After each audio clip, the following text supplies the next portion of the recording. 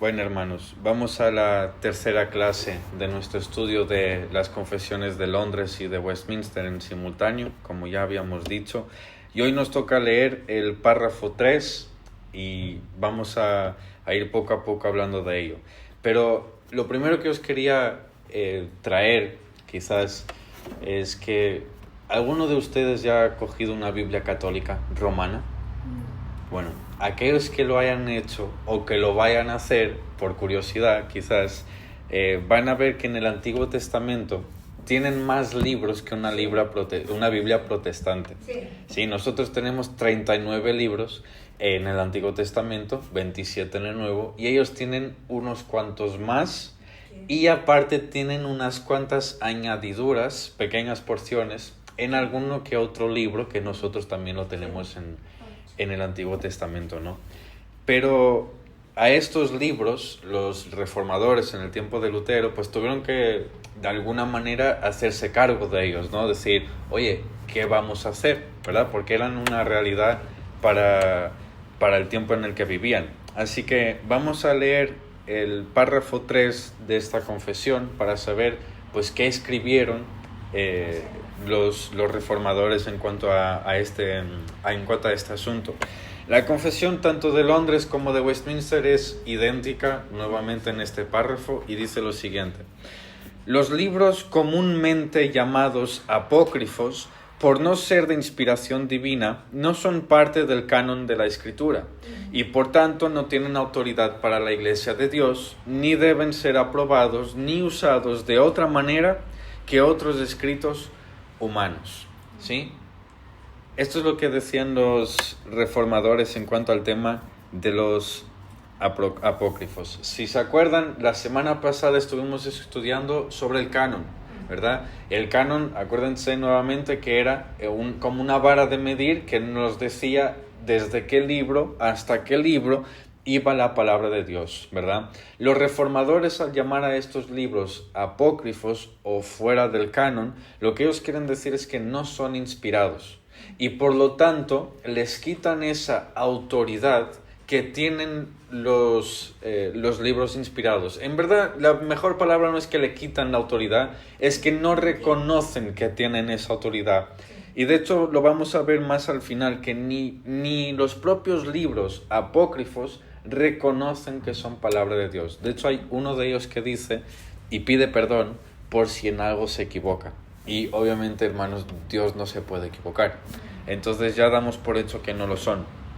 Pero para entender un poquito mejor qué son los apócrifos, vamos a hacer una breve introducción. Lo primero que debemos saber, son un conjunto de libros judíos que fueron escritos en el periodo intertestamentario. ¿Qué es este periodo? Bueno, ¿se acuerdan que el último libro del Antiguo Testamento es Malaquías? De Malaquías a Mateo pasan unos 400 años en el que no hay revelación divina. Ese periodo de 400 años en el que es el periodo del silencio, se conoce así porque no hay profeta en Israel para dar palabra de Dios, ese es el periodo intertestamentario, porque está entre los dos testamentos, ¿sí? En ese tiempo fue cuando fue escrito entonces estos libros que se llaman apócrifos y que ahora vamos a ver cuáles son. Entonces, importante entender esto.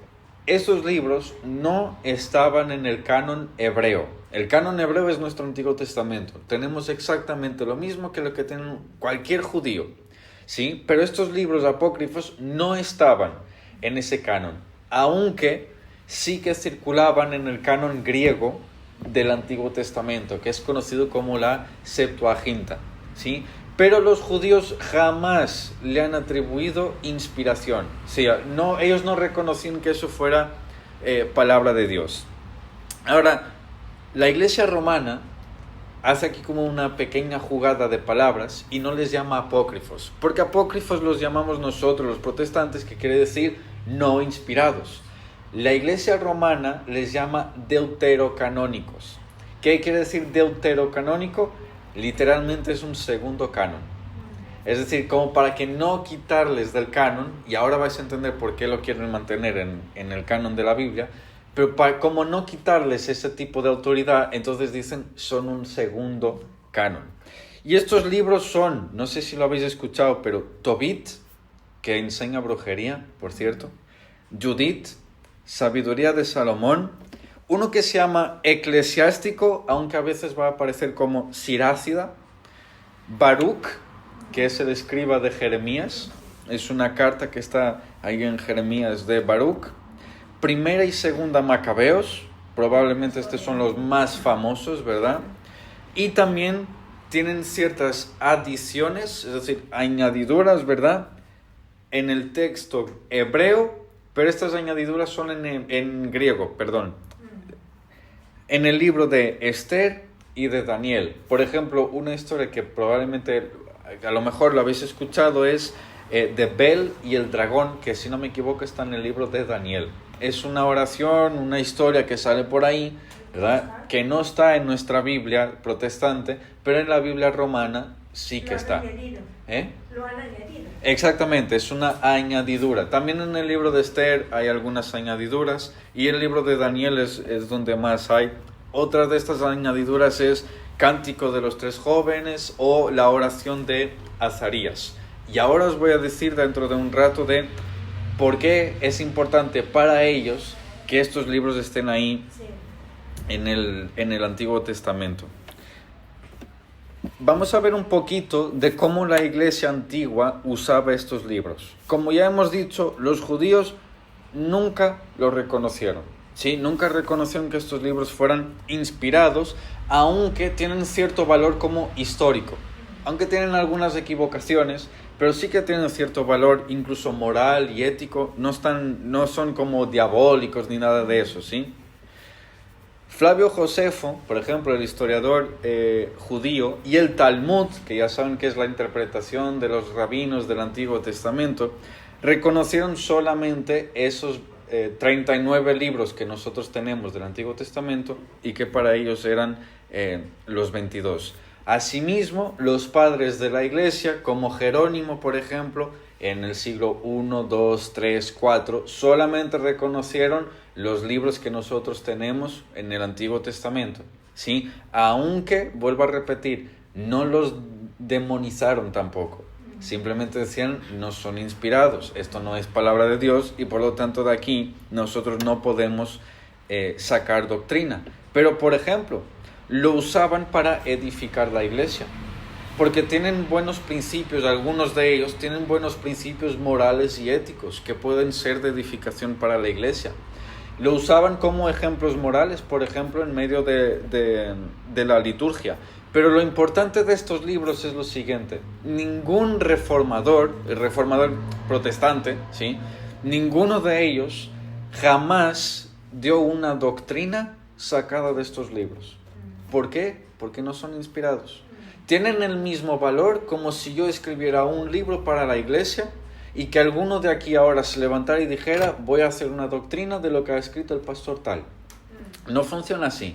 Las doctrinas, los dogmas, solamente pueden ser sacados de la palabra de Dios, de ningún otro libro. Ahora, no sé si ustedes alguna vez han escuchado o han visto o os han hablado de lo que fue el Concilio de Trento. ¿Os suena alguno? El Concilio de Trento fue la contrarrespuesta a la Reforma Protestante. Es decir, Lutero, no fue solamente Lutero obviamente, ¿verdad? Fue Zwinglio, Calvino y todos los que se juntaron a ellos. Ellos dieron la reforma, ¿verdad? La iglesia se fue reformando, ¿verdad? La iglesia romana vio que estaba perdiendo adeptos, vio que estaba perdiendo diezmos de los príncipes, por ejemplo, vio que los impuestos ya no les estaban llegando, que su autoridad estaba siendo cuestionada, de que habían ahí unos monjes que decían, pues yo ya no me sujeto al Papa de Roma, sino que me sujeto a la autoridad de la Escritura. Entonces, ¿qué hicieron ellos? Concilio de Trento. Es como el contraataque de la iglesia romana contra la reforma. Entonces, ¿qué hicieron? Bueno, los reformadores hemos abandonado lo que viene siendo la autoridad papal y hemos regresado a la sola escritura. Es decir, la escritura es nuestra última y única regla infalible de fe y conducta, ¿verdad? Acuérdense, no es nuestra única autoridad, es nuestra máxima autoridad, ¿sí? El Papa no está por encima, pero nosotros reconocemos la autoridad, por ejemplo, de nuestras confesiones, de nuestros pastores, de nuestro trabajo magisterial, ¿verdad? Solo que lo ponemos por debajo de la Escritura. Todo lo sometemos a la Escritura. Y por eso es que los reformadores dijeron que la Iglesia no otorgaba autoridad a la Escritura, sino que simplemente la reconocía, ¿sí?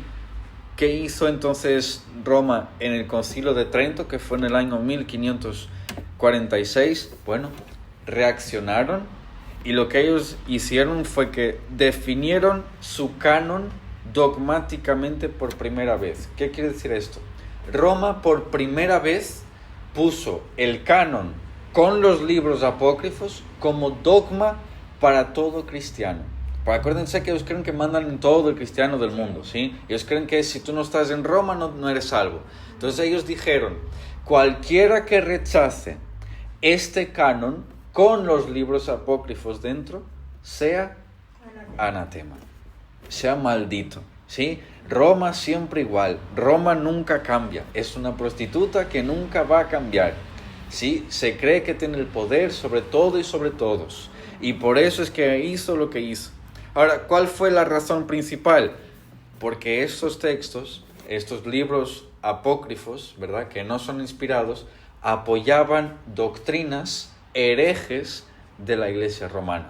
Y ahora os voy a dar cuatro errores, vamos a decir así, que ellos defendían con estos libros y que ustedes pueden ver que están ahí. ¿Os suena, por ejemplo, la doctrina del purgatorio? ¿Sabéis lo que es el purgatorio?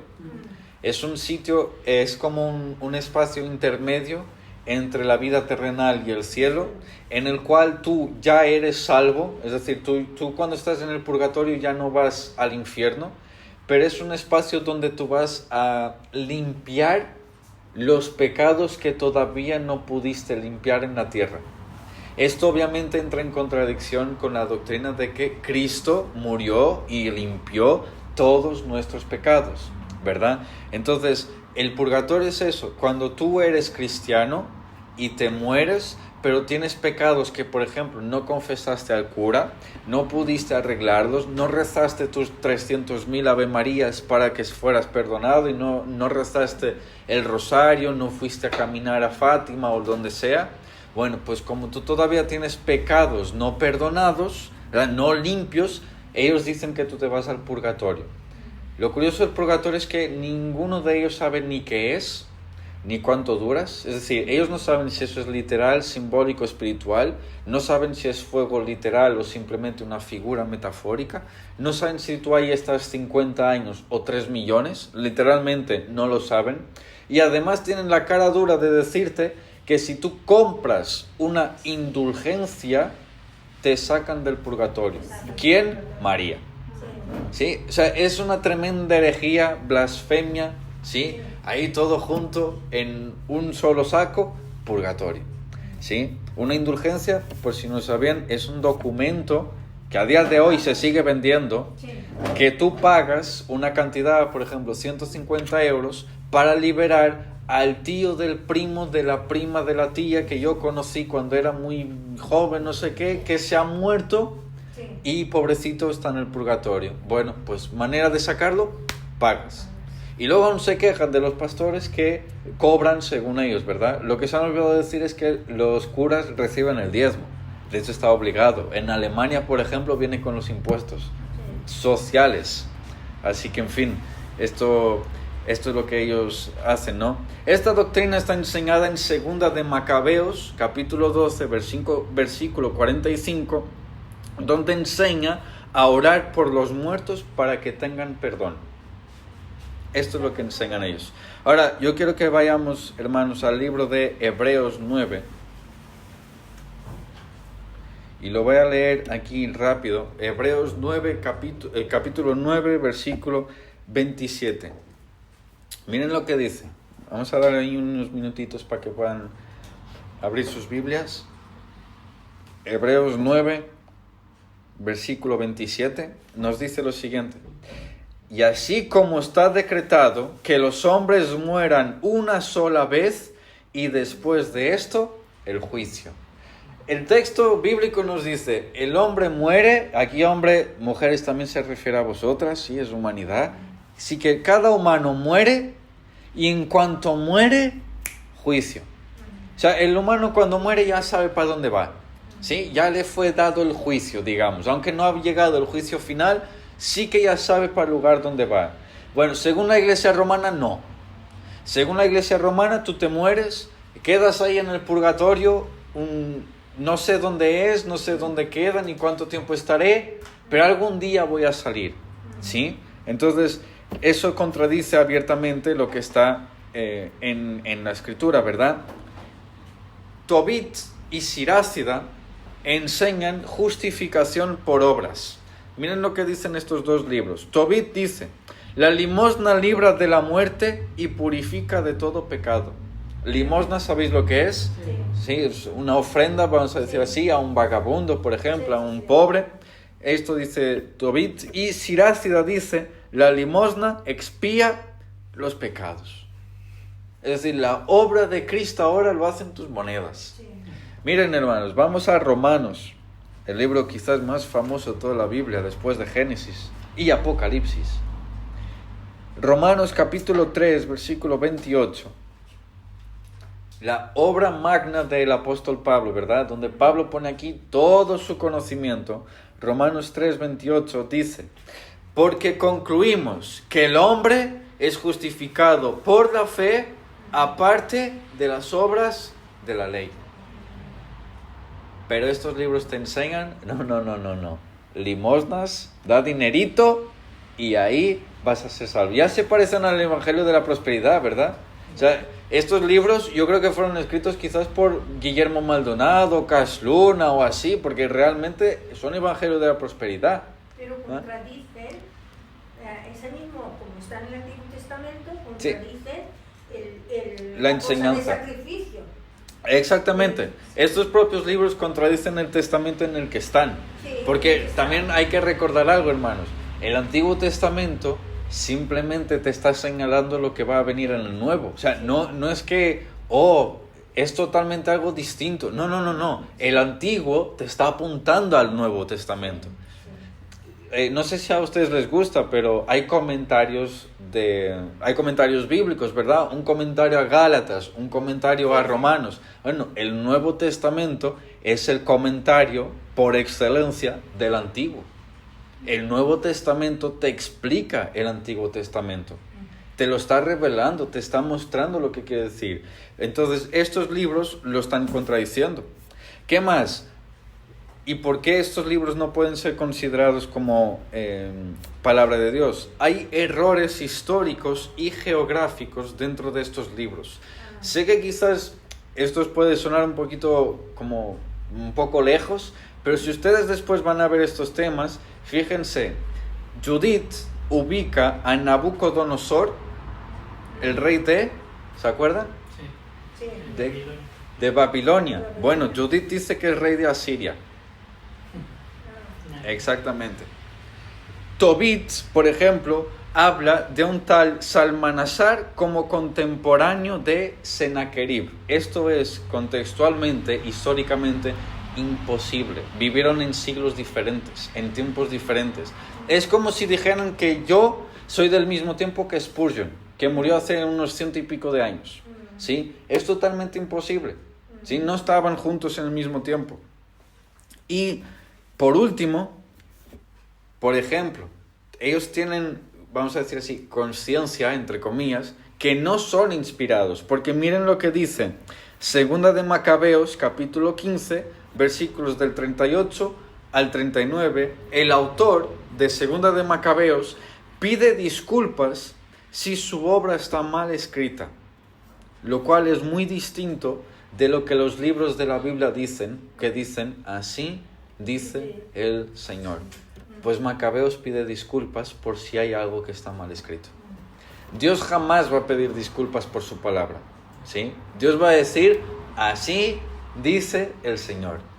no te va a pedir perdón. Pues Macabeo reconoce que pueden y hay errores en sus libros.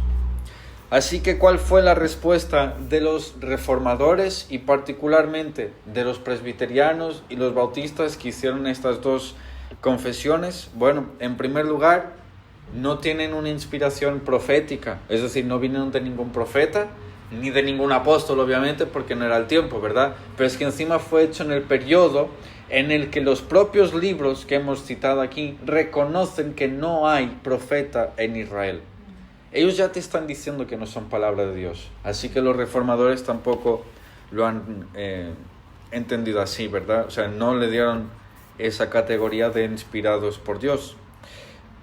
Luego, no fueron recibidos por el pueblo de Dios. Los judíos jamás, ¿verdad? Los judíos en ese tiempo jamás reconocieron estos libros como parte de los libros inspirados, y recordemos que en ese tiempo ellos eran los responsables de guardar los oráculos de Dios, como nos dice el libro de Romanos.